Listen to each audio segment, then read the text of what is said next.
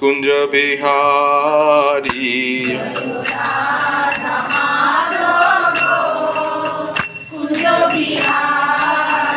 जय राधा माधव कुंज बिहारी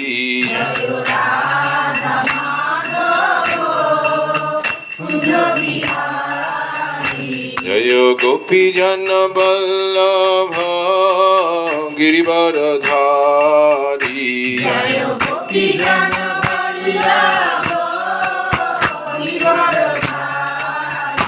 जय गोपी जन वल्लभ गिरिवरधारी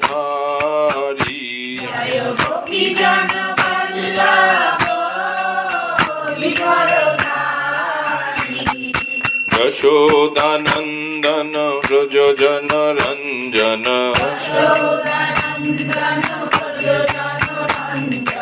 यशोदानंदन व्रज जन रंजन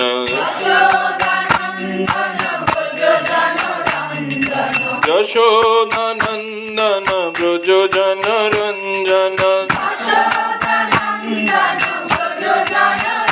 यमुना तीरा वनचारी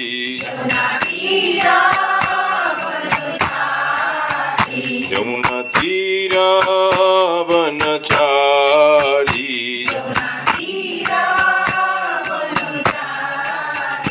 जय राधा माधव कुंज बिहारी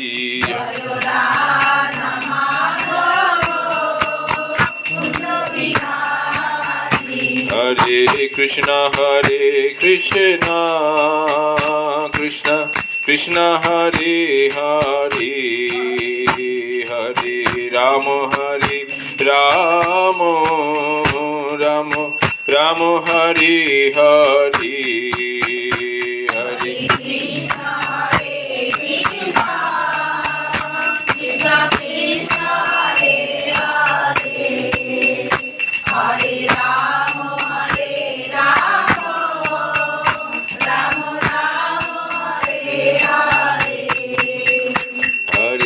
कृष्ण कृष्ण कृष्ण हरे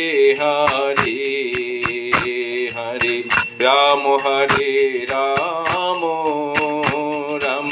राम हरे हरे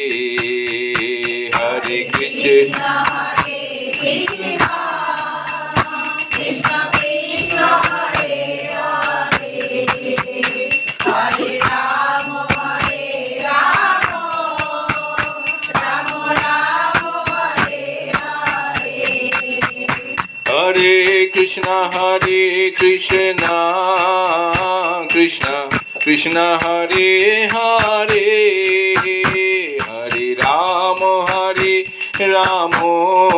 राम राम हरे हरे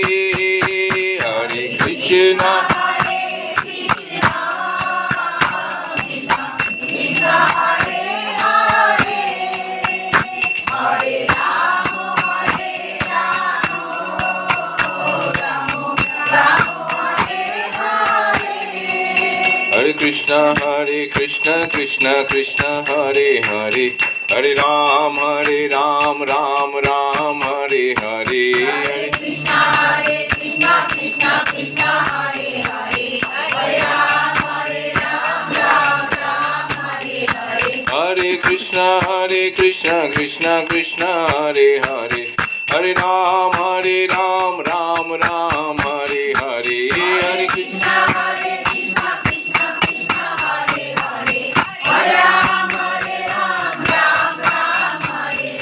हरे कृष्ण हरे कृष्ण कृष्ण कृष्ण हरे हरे हरे राम राम हरे हरे हरे कृष्ण कृष्ण कृष्ण हरे हरे हरे राम राम हरे हरे हरे कृष्ण कृष्ण कृष्ण हरे हरे हरे राम राम राम हरे हरे हरे कृष्ण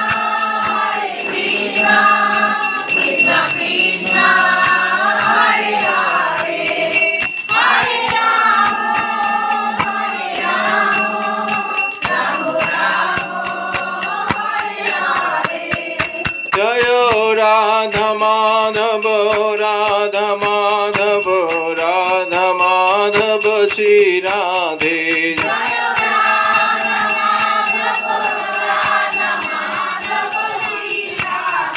জয় গৌরনিতায় জয় গৌরনিতায় পতিত পাবন গৌরনিতায় জয়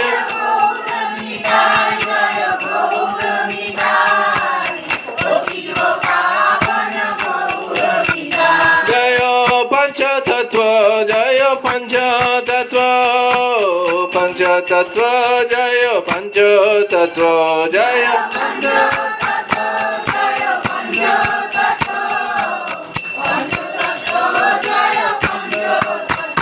জয় নরসিংহদেব জয় ভক্ত প্রহ্লাদ নরসিংহদেব জয় ভক্ত প্রহ্লাদ জয়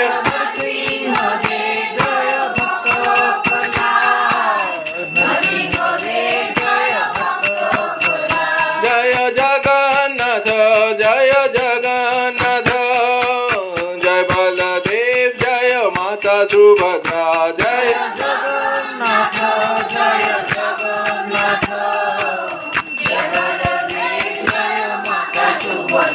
জয় জয় প্রভুপাদ প্রভুপাদ প্রভুপাদ জয় জয় প্রভুপাদ জয়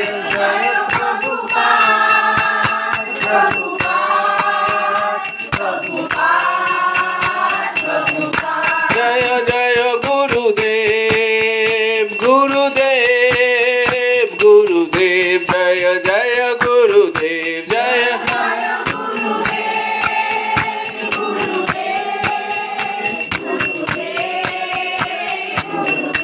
নিতাই গৌর হরি বল হরি বল হরি বল নিতাই গৌর হরি বল নিতাই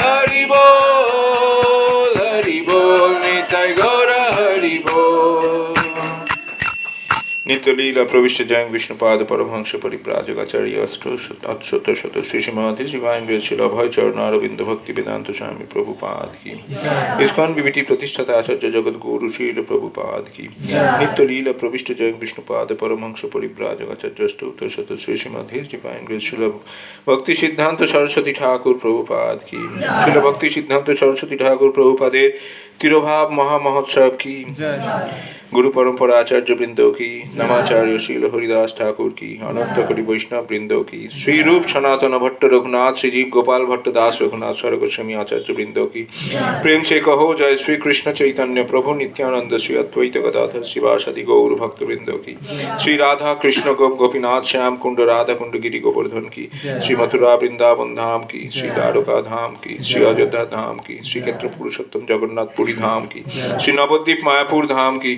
गंगा जमुना सरस्वती माई की भक्ति देवी तुलसी महारानी की गोपन मंगलकारी युग धर्म हरिनाम संकीर्तन यज्ञ की Srila Prabhupada his transcendental book distribution की श्रीमद् भगवद गीता यथायथ की श्रीमद् भगवद गीता जयंती मास की श्रीमद् भागवतम की श्री श्री राधा माधव सखी बिंदो की श्री श्री गौर निताय पंचतत्व भगवान की भक्ति विघ्न विनाशक लक्ष्मी नरसिंहदेव भक्त प्रहलाद महाराज की the most merciful lord Shri Jagannath Baladev Subhadra Maharani की समेत गौर भक्त बिंदो की निताय निताय निताय गौर प्रेमानंदे all glories to the assembled devotees all glories to the assembled devotees all glories to the assembled devotees all glories to Sri Guru and Sri Gauranga Om Ajnanatimirandhasya Jnananjana-Shalakaya Chakshurunmilitam Jena Tasmai Sri Gurave Namah Sri Chaitanya Manobisham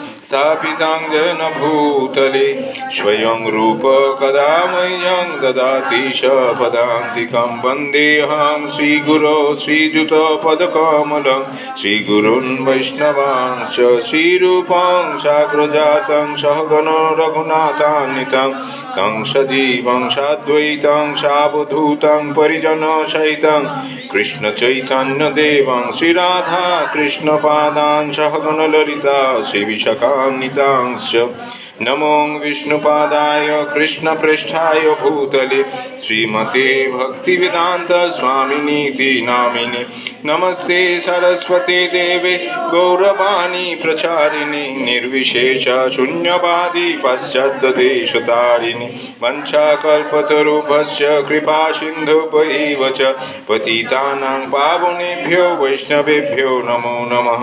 जय श्री कृष्ण चैतन्य प्रभु नित्यानंद श्री अद्वैत गदाधर शिवासादि गौर भक्तवृंद।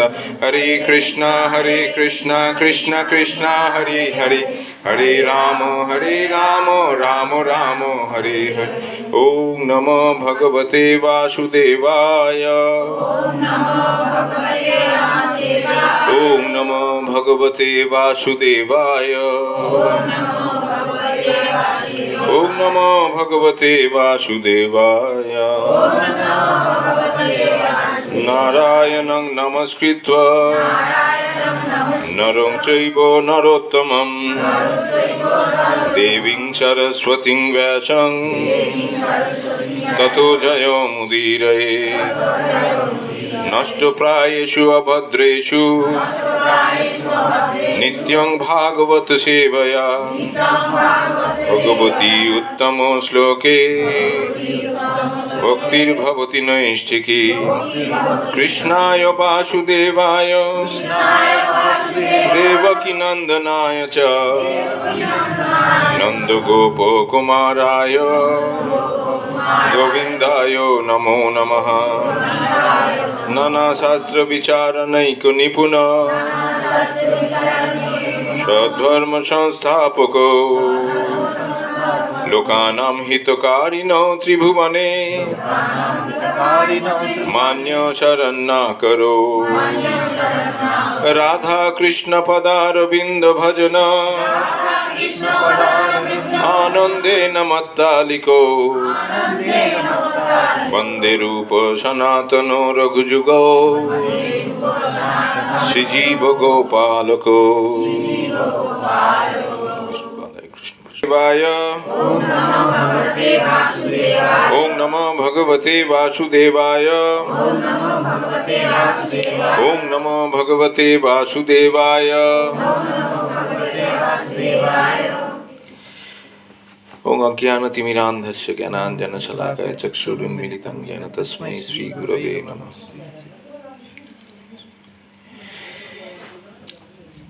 श्रीमद् भगवद गीता অষ্টাদশ অধ্যায় মোক্ষযোগ শ্লোক নম্বর 47।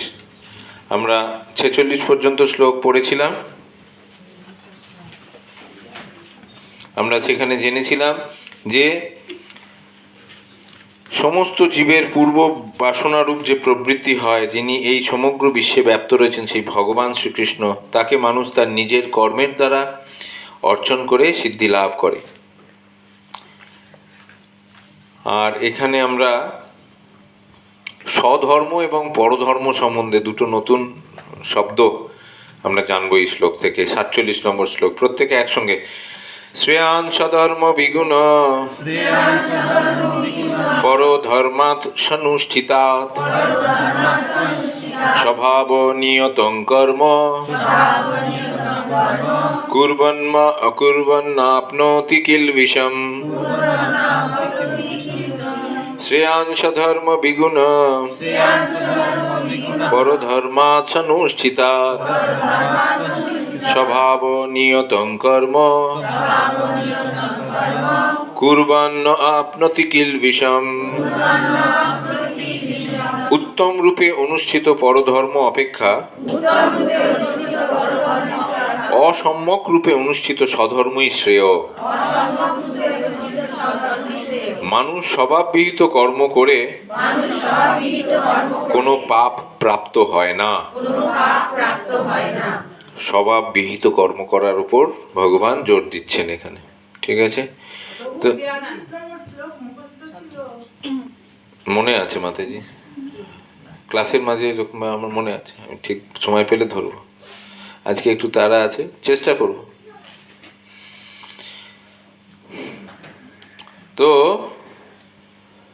আমার যেটা ধর্ম, সেই ধর্ম ব্যাপারে যত্নশীল না হয়ে অন্যের কাজ, অন্যের স্বভাববিহিত যে ধর্ম সেই দিকে নাক গলিয়ে সেইটা করার চেষ্টা করা, সেটা যত সুন্দরভাবেই অন্যের ধর্ম যত সুন্দরভাবেই আমরা পালন করি না কেন বা অনুষ্ঠান করি না কেন, যদি নিজের নিজের স্বভাববিহিত ধর্ম সেটা যদি যত্ন সহকারে আমরা পালন না করি, অন্যের ধর্মটা খুব সুন্দরভাবে পালন করেও সেটা কিন্তু তার কোনো লাভ হয় না। বরং নিজের স্বভাববিহিত কর্ম করলে আমরা পাপ থেকে মুক্ত থাকতে পারবো।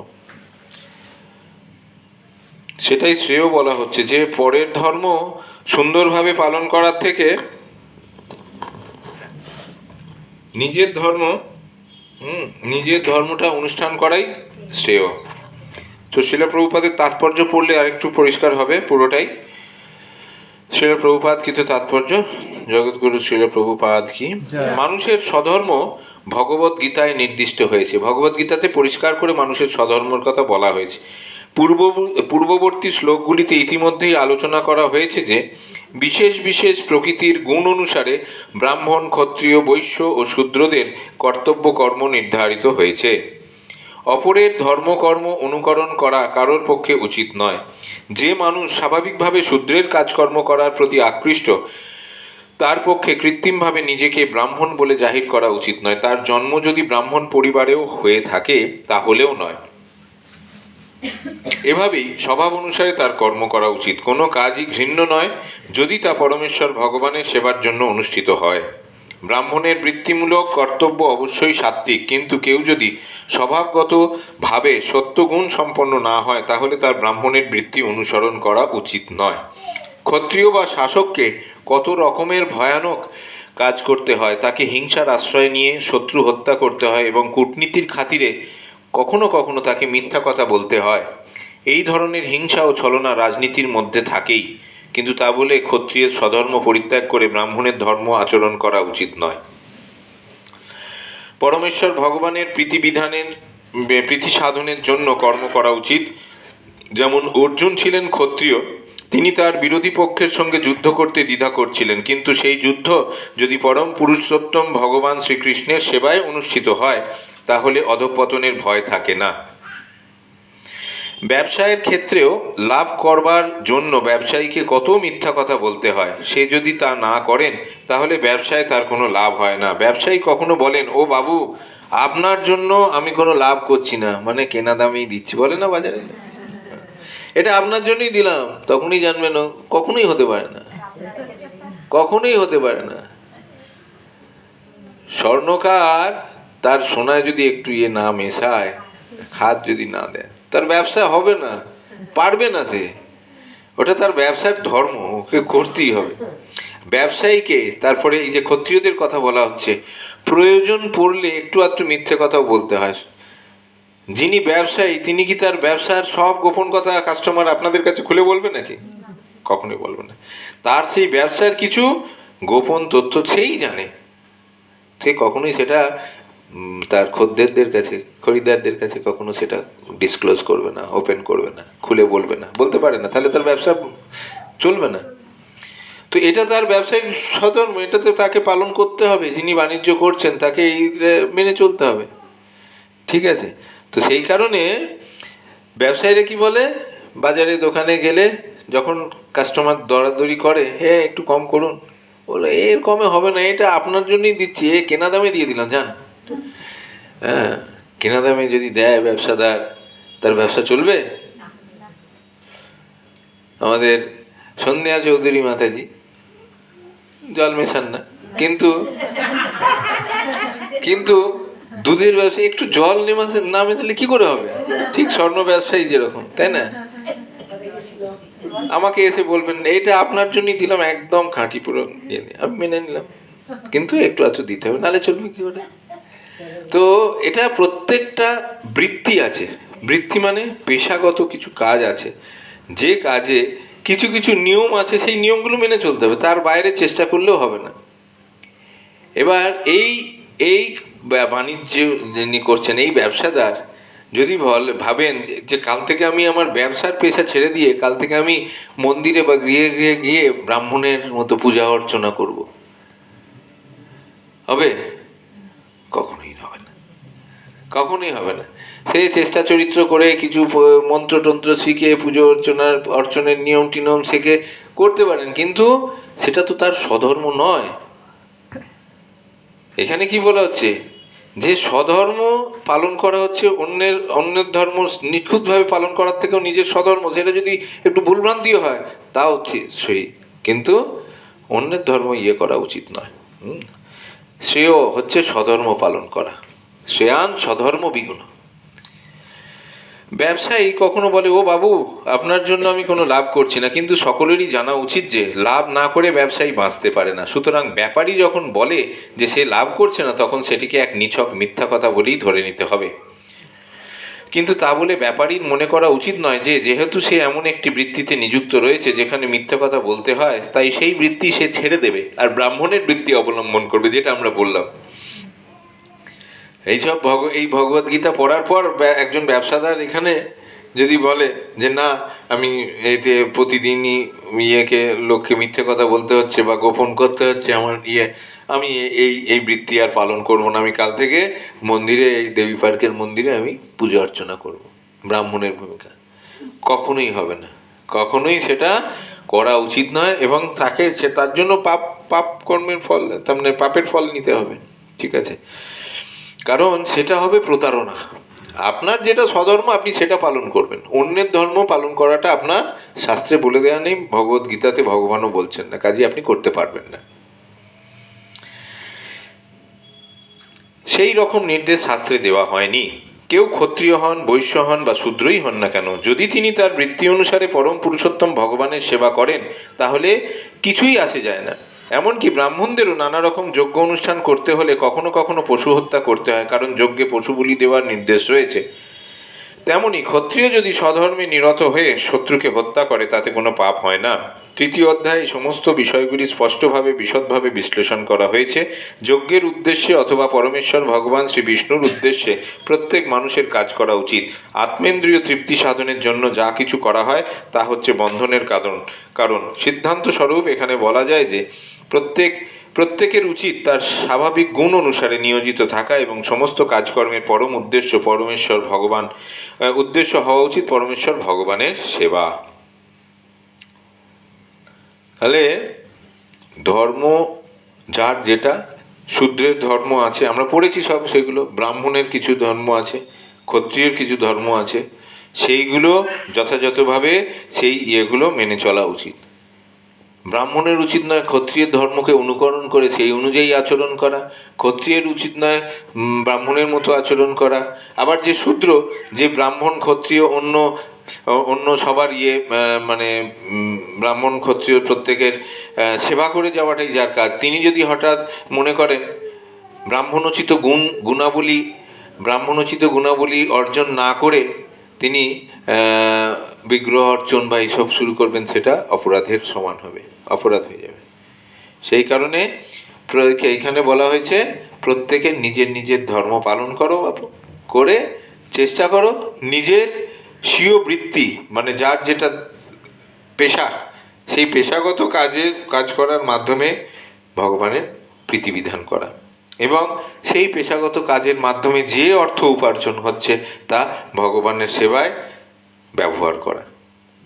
তাহলেই সেটা স্বধর্ম পালনের সর্বোচ্চ একটা ফল লাভ তারা করবেন এবং ভগবত ভক্তি বা তাদের পারমার্থিক জীবনে তারা অগ্রগতি করবেন। কিভাবে না, স্বীয় বৃত্তি অনুসরণ করার মাধ্যমে, অন্যের বৃত্তি অনুকরণ না করে। এবার আমরা স্টুডেন্ট, এই যে এখানে কয়েকজন স্টুডেন্ট আছে, স্টুডেন্টের কাজ কি? পড়াশোনা করা, মন দিয়ে পড়াশোনা করা, কেরিয়ার তৈরি করা, ভালো রেজাল্ট করা, রেজাল্ট করে তারপরে যখন দেখা যাবে একটা সময়ের পর একটা ভালো চাকরি হলো, তখন এবার প্রয়োগ করার ব্যাপার, যে এই যে অর্থ আমি এই চাকরি থেকে উপার্জন করব, সেই চাকরি কি সেই অর্থ কি আমি আমার ইন্দ্রিয় তৃপ্তি, আমার আনন্দ ফুর্তির জন্য ব্যবহার করব, না ভগবানের সেবায় করব? এইখানে হবে, তার জন্য সেই স্টুডেন্টকে কি করতে হবে, এই যে তোমরা যে সাবজেক্টগুলো এখন নিয়ে পড়াশোনা করছি, ইতিহাস, ভূগোল, ফিলোসফি, বিজ্ঞান, জীবন বিজ্ঞান, প্রকৃতি বিজ্ঞান, কেমিস্ট্রি, বিভিন্ন, অঙ্ক। তো এইগুলোর পড়ার সাথে সাথে ভগবত তত্ত্ববিজ্ঞান, এই যে ভগবত গীতার যে নলেজটা দেওয়া আছে সেটাও পাশাপাশি শেখা, যেটা তোমরা শেখার চেষ্টা করছো, আসছো।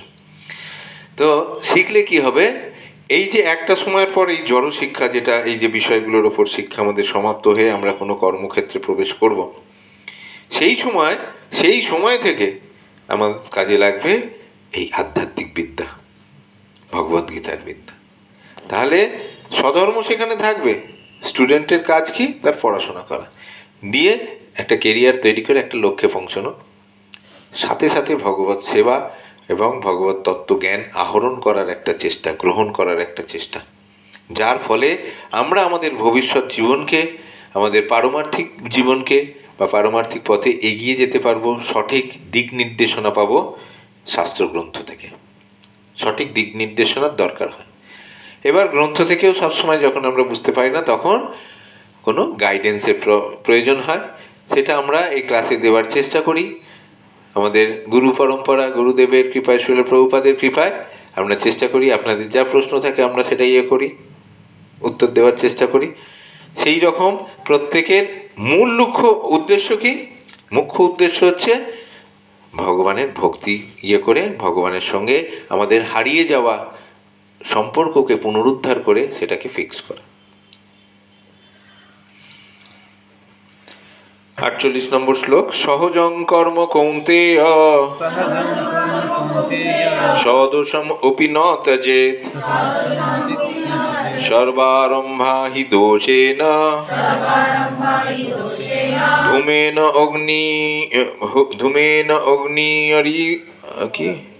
ধূমেন অগ্নি ইব আবৃতা। সহজং কর্ম কৌন্তেয়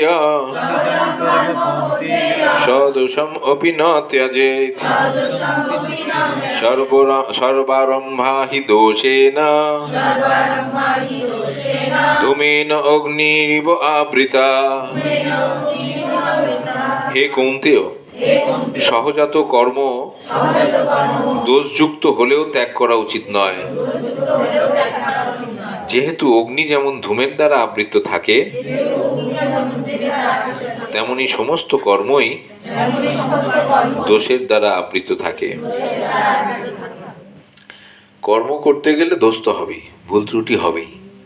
তো সেই ভুল ত্রুটি নিয়ে বেশি মাথা না ঘামিয়ে আমাদের যেটা সহজাত, সহজাত কথাটার মানে কি? আমাদের প্রকৃতি অনুযায়ী যেটা খাপ খায়, যে কাজটা যার সহজাত। মানে কেউ বিশেষ বিশেষ কোনো সেবায়, কেউ রন্ধন সেবায় খুব পটু, কেউ গৃহ মন্দিরকে সুন্দর করে সাজিয়ে গুছিয়ে রাখা, পরিষ্কার রাখা, মোছামুছি, এইসব ইয়েগুলোতে খুব পটু, কেউ ভগবানের অর্চনে খুব পটু, কেউ ভগবানের শৃঙ্গারে খুব পটু। তো এইগুলো এক একজনের সহজাত কিছু থাকে, যে হ্যাঁ এটা আমি মানে আমার নিজের একটা অনুযায়ী, প্রকৃতি অনুযায়ী আমি এই গুণটা অর্জন করেছি, বা ভগবানের কৃপায় এই গুণটা আমি পেয়েছি। তাহলে সেই অনুযায়ী মানে সেই সহজাত কর্ম যদি আমরা করে যাই, আর এটা যে ব্যক্তি কর্ম করছেন তিনিও বুঝতে পারেন যে কর্মটা করার মাধ্যমে, যে কাজটা করার মাধ্যমে আমি দেখছি ভেতর থেকে আমি একটা স্বতঃস্ফূর্তভাবে আনন্দ, তৃপ্তি অনুভব করছি, তখন বুঝতে হবে যে না, এটা আমি মানে সহজাত, আমার এটা সহজাত কর্ম, এই কর্মটা আমি করে আনন্দ পাচ্ছি। আবার অনেক কর্ম দেখা যায় যে আমি খুব একটা ভালো পারি না, বা খুব একটা আগ্রহ নেই, তো সেটা করতে গেলেও আমার দেখবে আমি জোর করে হয়তো করার চেষ্টা করছি, দেখা যাবে সেটা আমার যেটা সহজাত কর্ম, যেটা আমি মানে সহজে আসে আমার ইয়েতে, তার থেকে সেই রকম ফল পাচ্ছে না। একটা মানে করতে হয়, একটা দাঁড়িয়েছে, কিন্তু সেই ফলটা দানা বাঁধেনি সেরকম। কিন্তু আর একটা বিষয় মনে রাখতে হবে, যে আমাদের পছন্দ, ভালো লাগা, অপছন্দ, এই বিষয়গুলোকে সবসময় গুরুত্ব দিলে চলবে না। যখন প্রশ্ন আসবে ভগবত সেবার, সেখানে আমার সব থেকে অপছন্দের কাজটাও যদি দেখা যায় যে আমার গুরুদেব বা কে সন্তুষ্ট করবেন, বা ভগবান সন্তুষ্ট হবেন, বা ভগবানের সেবাটা বেশ মানে একটা মূল্যবান সেবা, যেটা আমি কোনোদিন পাওয়ার আশাও করিনি, তো সেটা মনে করতে হবে যে এটা ভগবান সেই সুযোগটা করে দিয়েছেন। সেখানে আমি এটা পারি না বা আমার ভালো লাগে না এই অজুহাত দিয়ে এড়িয়ে যাওয়াটাও উচিত নয়। সেটা আমার সহজাত না হলে, যেহেতু ভগবানের সেবা ভগবানের সঙ্গে জড়িত, সেই জন্য সাহস করে সেই সেবাটা আমাদেরকে নিয়ে নিতে হবে, গ্রহণ করতে হবে। ভগবান এই সুযোগটা করে দিয়েছেন এই মনে করে। সেক্ষেত্রে অনেক সময় সিনিয়ররা, টিচাররা বা বরিষ্ঠ বৈষ্ণবেরা অনেক সময় সেবা দেন, আমরা তাদেরকে ব্যাখ্যা করতে যাই যে কেন এই কাজটা আমি করতে পারছি না, এটা আমি না খুব একটা ভালো পারি না, ছোটবেলা থেকে এটা খুব একটা পছন্দ, অনেক কিছু অজুহাত দিই, দেওয়ার চেষ্টা করি। কিন্তু এটা করতে গিয়ে আমরা একটা জিনিস খেয়াল করি না, যে আমরা ভগবানের সেই সেবার সুযোগটা হাতছাড়া করে ফেলি। সেই সেবা আবার কবে আসবে তার কোনো নিশ্চয়তা নেই। সেই জন্য আমাদের কর্তব্য হচ্ছে যে যে কোনো সেবা যখন কেউ এসে বলছেন, বিশেষ করে যদি কেউ বলেন, কোনো বৈষ্ণব যদি কোনো সেবা দেন, পারবো কি পারবো না বা কতটা চিন্তা না করে একদম গ্রহণ করে নেওয়া উচিত। যে হ্যাঁ, আমি খুব একটা ভালো পারি না, তবে আপনি যখন বলছেন আমি চেষ্টা করবো আপ্রাণ, যদি কিছু ভুল ত্রুটি হয় একটু আমাকে সংশোধন করে দেবেন। এইটা হচ্ছে সেবা নিয়ে। কারণ ওই দিক থেকেও রইলো যে আমি এটা খুব একটা ভালো পারি না, কিন্তু আপনি দিচ্ছেন, আমি আপনার গ্রহণ করছি, ভগবানের সেবা, ভগবানের ইচ্ছায় আমি পাচ্ছি, এটা গ্রহণ করছি, আপনি একটু গাইড করবেন। এই রকমভাবে আমাদের কোনো সেবা এড়িয়ে যাওয়া উচিত নয়, কোনো অজুহাত দিয়ে, না প্রভু আমরা এটা পাচ্ছি না, এটা হবে না, কি করে হবে, এটা আমার পক্ষে সম্ভব না, আমার শরীর তো জানেন সারা বছরই খারাপ থাকে, কম বেশি এই অনেক রকম চলে আসে। এটা করা উচিত নয়। কারণ জীবের স্বরূপ হয় কৃষ্ণের নিত্য দাস। তা আমাদের স্বরূপ হচ্ছে, আমরা স্বরূপগতভাবে আমরা কৃষ্ণের নিত্য দাস। তো সেই কৃষ্ণের সেবা যদি কোনোভাবে মানে সৌভাগ্য বলে আমাদের কাছে আসে, আমরা কেন এড়িয়ে যাব? সেটাকে সাদরে গ্রহণ করব এবং চেষ্টা করব নিখুঁতভাবে করার।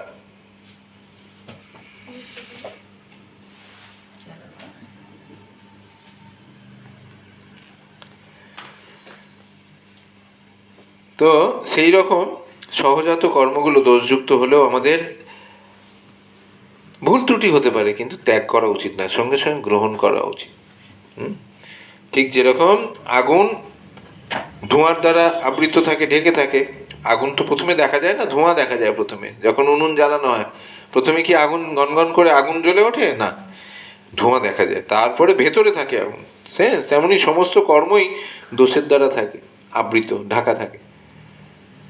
দোষ দর্শন করা উচিত নয়, আবার দোষ হতে পারে, ভুল হতে পারে ভেবে দায়িত্ব বা কর্তব্যটা এড়িয়ে যাওয়াও আমাদের উচিত নয়। তাৎপর্য শিল প্রভুপাদ কি মায়াবদ্ধ জীবনে সব কাজই জড়া প্রকৃতির গুণের দ্বারা কলুষিত।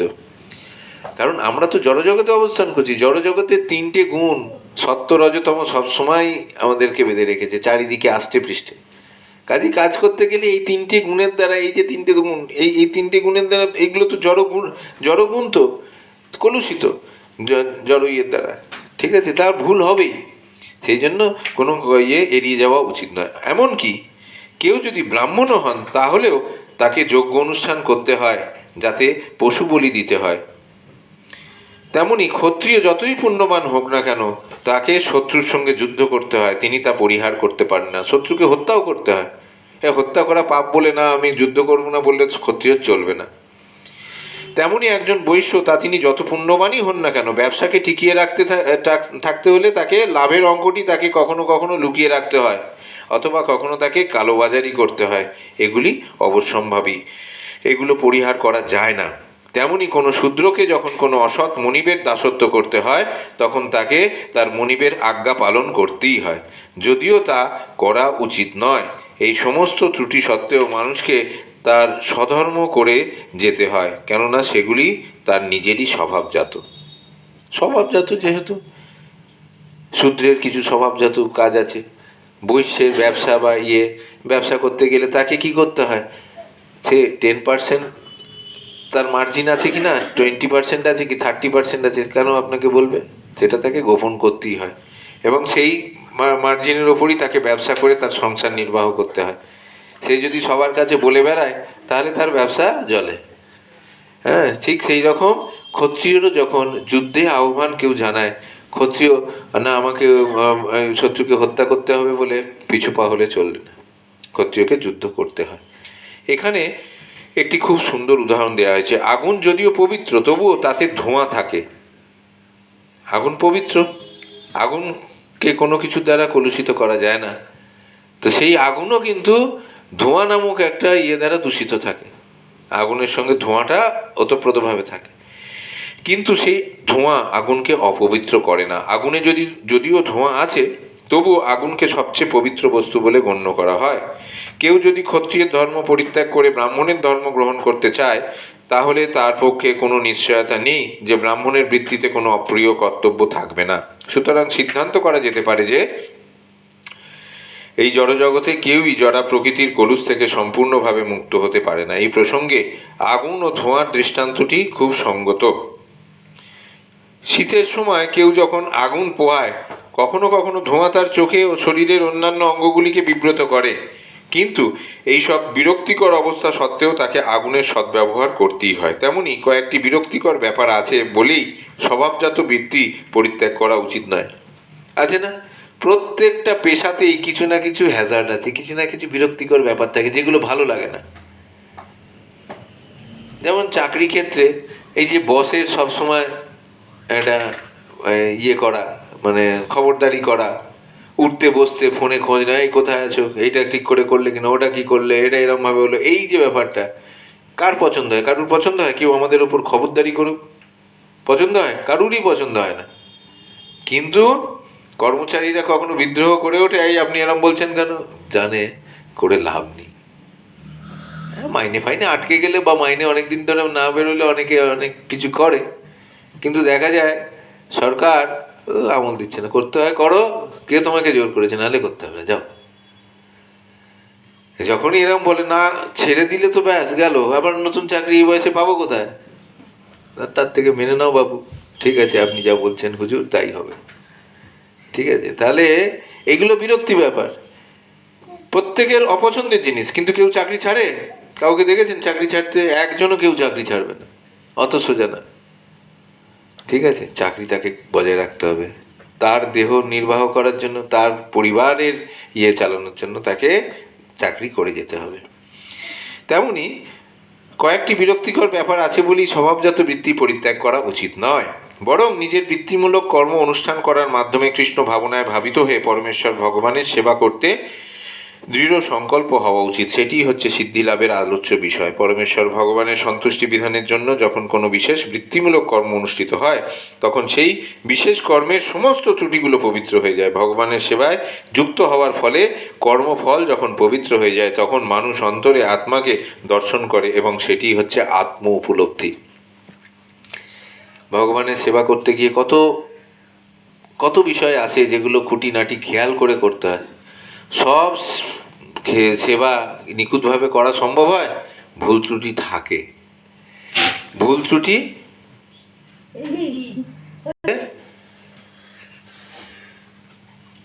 ভগবানের সেবা করতে গেলে ভুল ত্রুটি, আমরা কি প্রত্যেকে ব্রাহ্মণের সমস্ত নিয়ম কানুন জেনে ভগবানের বিগ্রহ অর্চন বা সেবা করতে পারি না? করা সম্ভব? গৃহস্থ মানুষের পক্ষে সম্ভব নয়। কিন্তু আন্তরিকতা সহকারে যতটুকু পারি ততটুকু করার চেষ্টা করি। ফাঁক যেগুলো থাকে, ভুল ত্রুটি যেগুলো থাকে, দোষ যেগুলো থাকে, সেগুলো তাহলে কি হবে? সেগুলো তো তাহলে আমাদের পাপ হবে নাকি? কি রুমা মাতাজি, পাপ হবে? অবশ্যই হবে। না হবে না, না হবে না। দুটো ব্যাপার আছে, দুটো জিনিস জানা থাকলে তাহলে পাপ হবে না। তার মধ্যে একটা হচ্ছে যখন আমরা সেবা শুরু করব, দিনের শুরুতে একদম স্নান করে তিলক আচমন করে যখন আমরা ভগবানের সেবা শুরু করি, তখনই ভগবানকে প্রার্থনা জানিয়ে দিই। কি প্রার্থনা? যে ওম অপবিত্র পবিত্র বা সর্বাবস্থাঙ্গত পিবা ইয়স্মরেত পুণ্ডরীকাক্ষ। সবাজ্য অভ্যন্তর সূচি। অনেক সুচিতা অসুচিতার ব্যাপার থেকে যায়, ঠেকা ঠেকি থেকে যায়, অত নিখুঁতভাবে হয় না। তো আমরা শুরুতেই আগে হাত তুলে দিই যে আমাদের এগুলো হবেই সেবার মধ্যে। তো এটা আপনি জানেন ভালো করে, আমরাও জানি। আমরা চেষ্টা করছি সেই সেবাটা যত নিখুঁতভাবে আন্তরিকভাবে করার।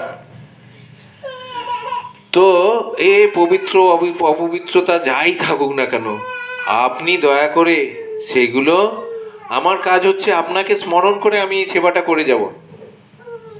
আমার কাজ কি? পুণ্ডরীকাক্ষ ভগবান শ্রীকৃষ্ণের সব সদা স্মরণ রাখা। আর স্মরণ যদি আমি করতে পারি, আমার অন্তর বাহ্য সবসময় শুদ্ধ থাকবে। সবাহ্য অভ্যন্তর শুচি। কার কার স মানে কার? কার বাহ্য অভ্যন্তর শুচি থাকবে? যে স্মরণ করতে পারবে পুণ্ডরীকাক্ষ ভগবানের। তাহলে আমাদের প্রত্যেকটা সেবা ভগবান, আমি সেবা করছি, সে নাম জপ সেবাই হোক, ভগবানের জন্য রান্নাই হোক, বা যে কোনো সেবা অর্চনাগুলো, আমার ফোনটাও চলছে, সেবাও চলছে। হরে কৃষ্ণ হরে কৃষ্ণ কৃষ্ণ কৃষ্ণ। এটা যেন না হয়। তাহলে কি আমি ভগবানের স্মরণ করতে করতে করছি, না ফেসবুককে স্মরণ করতে করতে করছি, ইউটিউবকে স্মরণ করতে করতে করছি, বা আমার খুব প্রিয়জনকে মেসেজ করতে করতে, প্রিয়জনকে স্মরণ করতে করতে করছি, আর হাতে রেখেছি মালা।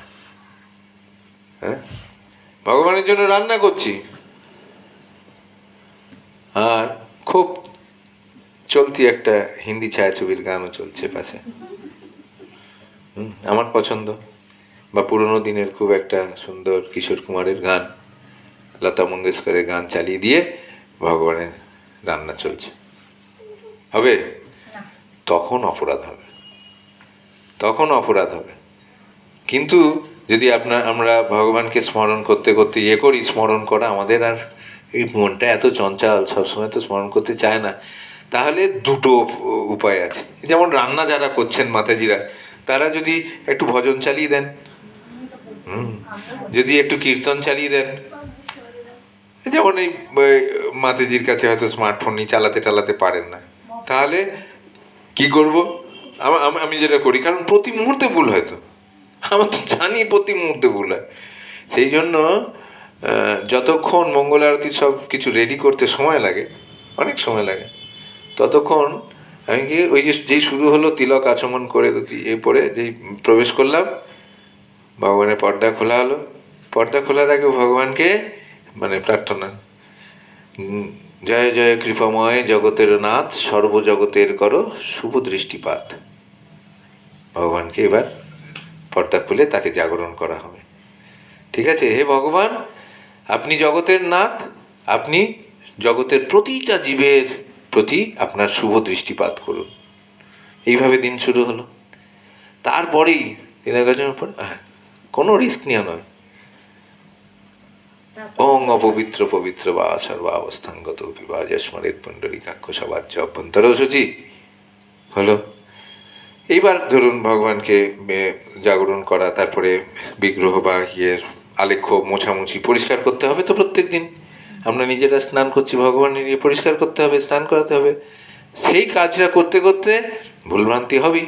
সেই জন্য সব থেকে নিরাপদ রাস্তা হচ্ছে হরে কৃষ্ণ কৃষ্ণ কৃষ্ণ হরে হরে, হরে রাম রাম রাম হরে হরে, হরে কৃষ্ণ কৃষ্ণ করতে করতে কাজও চলছে, মুখে জপও চলছে। অন্তত আমার যেটুকু লাগে 0.5 ঘন্টা 40 মিনিট তো সময় লাগেই সব কিছু রেডি করে, আরতির জন্য রেডি করতে। তারপরে বাল্যভোগ দেওয়া আছে তার আগে, সব রেডি করতে। ওদিকে দেখবেন 0.5 ঘন্টা 40 মিনিটে সবটাই যেই গোনাগুনতি, আরে যেটা মালায় 16 মালা করছি আমরা, সেই 16 মালাতে তো সবসময় তো হয় না একই মন নিয়ে, একটু একটু অন্যমনস্ক হয়, হয়। তো এইটা তো ভগবানের সেবা করতে করতে নিবিড়ভাবে আপনি সেবা করছেন আর জপ করছেন। গোনা হয়তো হলো না, কিন্তু দেখা যাবে 0.5 ঘন্টা 40 মিনিটে 5-6 মালা 7 মালা জপ হয়ে গেল। গুনতে হবে না, কি আছে, ভগবানের নাম করতে করতে করলাম। ভগবান অপরাধ ক্ষমা করবেন, কারণ তাকে স্মরণ করতে করতে, তার নাম নিতে নিতে আমরা সেই সেবাটা করলাম। তো এইখানে একটা প্র্যাকটিক্যাল প্রয়োগ করার জায়গা আছে বলে আমরা একটু আলোচনার সময় নিলাম। এইটা আপনারা করবেন, প্রত্যেকে চেষ্টা করবেন যে দোষযুক্ত হবেই, দোষমুক্ত হয়ে সেবা করাটা খুব নিখুঁতভাবে করাটা খুব টাফ। তার জন্য এই রাস্তাগুলো আপনারা প্রয়োগ করতে পারেন কাল থেকেই, যদি কেউ না করে থাকেন এখনো পর্যন্ত। 49 নম্বর শ্লোক। অশক্ত বুদ্ধি সর্বত্র, জিতাত্মা বিগত স্পৃহ, নৈষ্কর্ম সিদ্ধিং পরমাং সন্ন্যাসেনাধিগচ্ছতি। জড় বিষয়ে আসক্তি শূন্য বুদ্ধি, সংযত চিত্ত ও ভোগ স্পৃহা শূন্য ব্যক্তি স্বরূপত কর্মত্যাগ পূর্বক নৈষ্কর্মরূপ পরম সিদ্ধি লাভ করেন।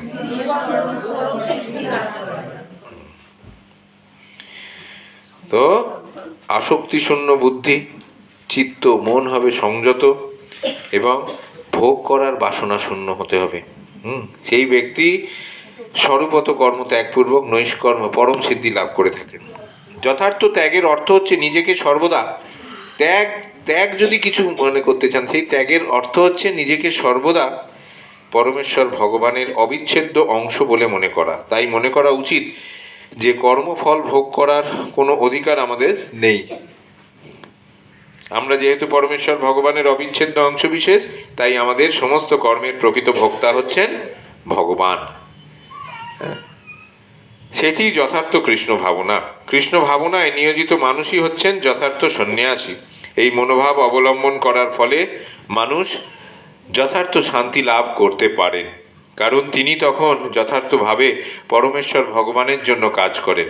এভাবেই তিনি আর কোনো রকম বিষয়ের প্রতি আসক্ত হন না। তিনি তখন ভগবৎ সেবালব্ধ দিব্য আনন্দ ব্যতীত আর কোনো রকম সুখভোগের প্রতি অনুরক্ত হন না। একবার ভগবানের সেবায় যদি আমরা কেউ যুক্ত হতে পারি, আর কোনো সেবায় সেই যুক্ত হতে পারি মানে কি, কৃত্রিমভাবে নয়, অবহেলা ভরে নয়, আন্তরিকতার সঙ্গে হৃদয় দিয়ে যখন আমরা ভগবানের সেবা করি, ভগবানের সে মঙ্গল আরতির সময় যে একটা নিস্তব্ধতা থাকে, দেখবেন ভগবানের সঙ্গে ডাইরেক্ট একটা মনে হয় যেন একটা সম্পর্ক তৈরি হচ্ছে। তাকে আমরা আহ্বান জানাচ্ছি আমাদের গৃহমন্দিরে, এরকম একটা প্রত্যেক দিন মঙ্গল আরতির সময় অনুভব করা যাবে যদি কেউ খুব আন্তরিকভাবে করেন ভোরবেলা। তিনি তখন ভগবৎ সেবালব্ধ, একটু ওই ঘরে নিয়ে চলে যান না মাতাজি, পাশের ঘরটায় নিয়ে চলে যান। তিনি তখন বারবার হলে অসুবিধা হয়নি। তিনি তখন ভগবৎ সেবালব্ধ দিব্য আনন্দ ব্যতীত আর কোনো রকম সুখভোগের প্রতি অনুরক্ত হন না।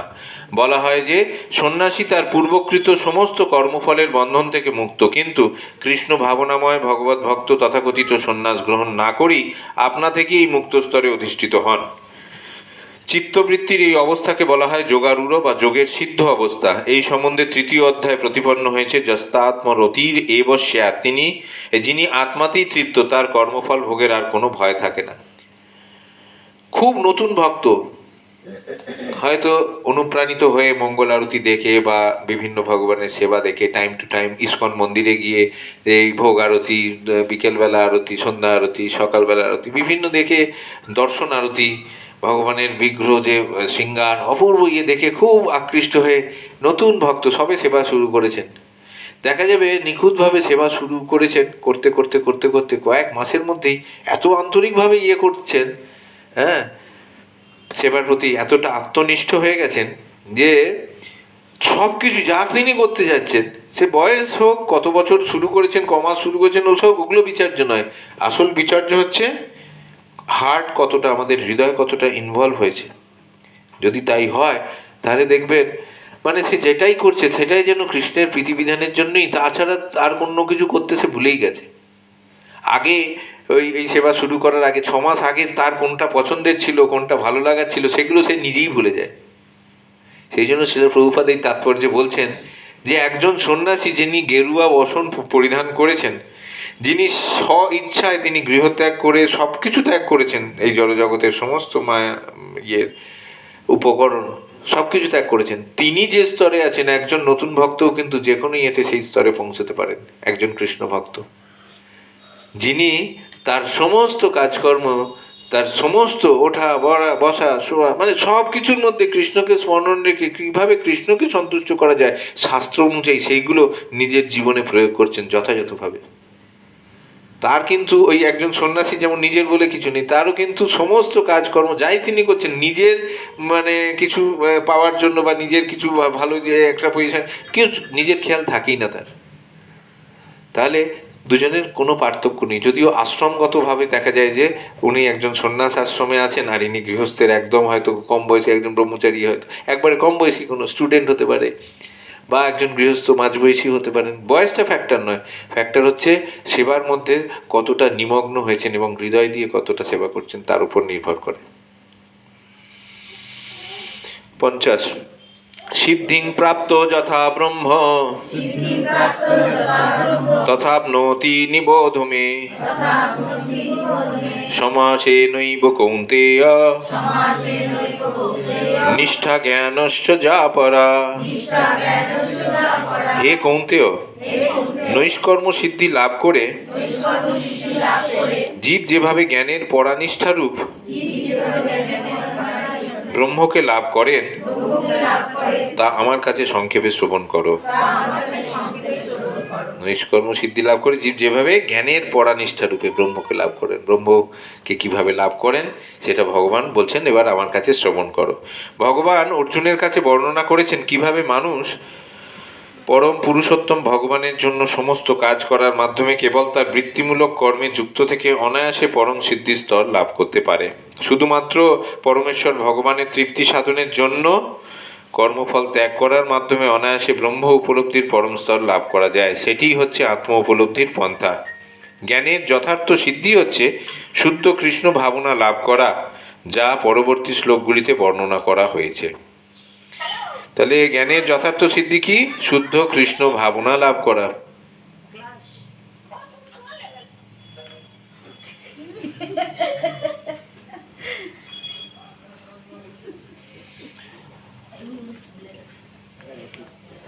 একান্ন, 52, 53 একসঙ্গে আছে, আপনার নামের সঙ্গে বলুন।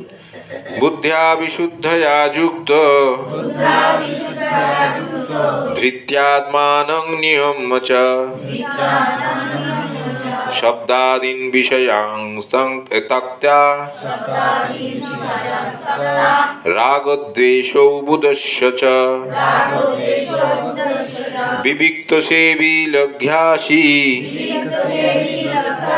যত বাক্কায় মানসঃ ধ্যান যোগ পরো নিত্যং বৈরাগ্যং সমুপাশ্রিতঃ অহংকার বলং দর্পং কামং ক্রোধং পরিগ্রহং বিমুচ্য নির্মমো শান্ত ব্রহ্মভূয়ায় কল্পতে। বিশুদ্ধ বুদ্ধিযুক্ত হয়ে মনকে ধৃতির দ্বারা নিয়ন্ত্রিত করে শব্দ আদি ইন্দ্রিয় বিষয়সমূহ পরিত্যাগ করে রাগ ও দেশ বর্জন করে নির্জন স্থানে বাস করে অল্প আহার করে দেহ মন ও বাক সংযত করে সর্বদা ধ্যান যোগে যুক্ত হয়ে বৈরাগ্য আশ্রয় করে অহংকার বল দর্প কাম ক্রোধ পরিগ্রহ থেকে সম্পূর্ণরূপে মুক্ত হয়ে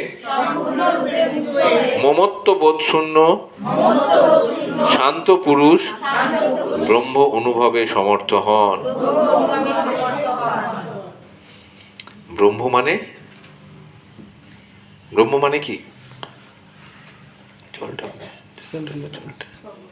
হ্যাঁ, কোথা থেকে আবিষ্কার করলেন? হ্যাঁ শিখা মাতাজি, ব্রহ্ম মানে অনুভব করা, এটা কোথা থেকে আবিষ্কার করলেন? কোন ডিকশনারিতে আছে?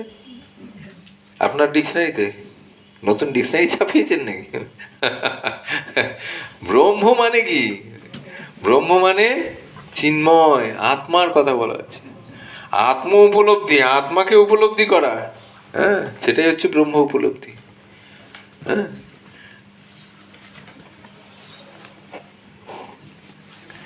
ব্রহ্ম জিনিসটাকে অনুভব করতে হবে, এটা ঠিক বলেছেন।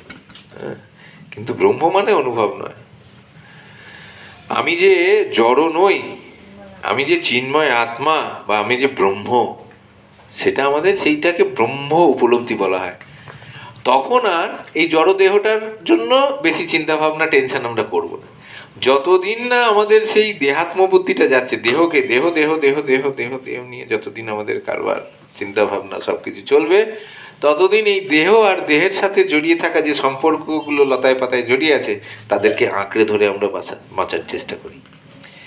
কিন্তু যে মুহূর্তে আমরা অনুভব করব যে আমরা হচ্ছি চিন্ময় আত্মা, আমরা এই দেহটা নই, আমাদের কর্তব্য আত্মার ধর্ম পালন করা, তখন আমরা দেহগত সুখ স্বাচ্ছন্দ্যকে বিসর্জন দিতে পারবো। দেহগত সুখ স্বাচ্ছন্দ্যকে বিসর্জন দিয়ে আমরা আমাদের কর্তব্য কর্মে স্থির থেকে আমরা এগিয়ে যেতে পারবো। ঠিক আছে? তো এটা হচ্ছে আমাদের শিক্ষা দিচ্ছেন ভগবান, যে কিভাবে আমরা ব্রহ্ম অনুভবটা করতে পারবো। ও আচ্ছা, শিখা মাতাজি শব্দার্থটা দেখেছেন। ব্রহ্ম ভূয়ায়, ভূয়ায় মানে হচ্ছে অনুভব, ব্রহ্ম মানে দেখুন ব্রহ্ম অনুভব বলছেন, ব্রহ্ম ভূয়ায় শব্দটার অর্থ দেয়া আছে ওখানে, যে ব্রহ্মকে অনুভব করা। ঠিক আছে? তাহলে এই যে এগুলো বলা হয়েছে বিশুদ্ধ বুদ্ধি, কোনটা বিশুদ্ধ বুদ্ধি অখিলেশ প্রভু? বিশুদ্ধ বুদ্ধি কোনটা? তিনটে মোডস যেটা ট্রান্সলেট করেছে সেটা। বিশুদ্ধ বুদ্ধি কোনটা? তুমি তো বিশুদ্ধ সত্যের কথা বলছো। বিশুদ্ধ সত্য, সত্যগুণ, তম রজ সত্য, তার উপর বিশুদ্ধ সত্য, এই তিনটে গুণকে অতিক্রম করেছে বা ট্রান্সেন্ড করেছে। বিশুদ্ধ বুদ্ধি কোনটা? হ্যাঁ মাতাজি, তুমি বিশুদ্ধ বুদ্ধি, একদম শুদ্ধ বুদ্ধি কোনটা?